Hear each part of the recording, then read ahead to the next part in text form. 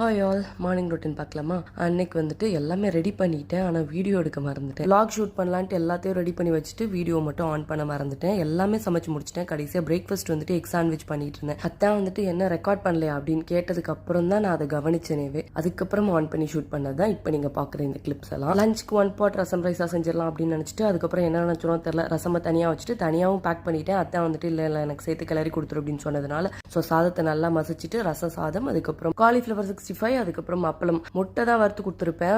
மார்னிங்கே வந்துட்டு egg sandwich அப்படிங்கிறதுனால மதியானத்துக்கு முட்டை வேணான்ட்டு ஒரு குக்கும்பர், அதுக்கப்புறம் வந்துட்டு பனானா கட் பண்ணி கொடுத்துட்டேன். அப்படியே கடகடான்னு ஓடி போய் இந்த ட்ராஷை டிஸ்போஸ் பண்ணிட்டு அப்படியே அத்தானுக்கு பாய் சொல்லிட்டு வந்து கொஞ்சம் நேரம் ரிலாக்ஸ் பண்ணிட்டு நமக்கு மார்னிங் சாப்பாடு ரெடி பண்ணேன். அந்த பருப்பு கலைஞ்ச தண்ணி அது எல்லாத்தையுமே இந்த செடிக்கு ஊற்றுவேன். இப்போதான் புதுசாக கொஞ்சம் 2-3 செடி வச்சிருக்கேன். அத்தானுக்கு இந்த பிரேக்ஃபாஸ்ட் தான் கேட்டேன் வேணான்னு சொல்லிட்டாங்க. அதனால நமக்கு மட்டும் ரெடி பண்ணி நைட் வச்சு தக்காளி பச்சடி இருந்துச்சு. ஸோ ப்ரோட்டீன் தோசை, தக்காளி பச்சடி சாப்பிட்டாச்சு. இதோட கடை சாத்திக்கிறேன். நாளைக்கு வேற ஒரு vlogல பார்க்கலாம்.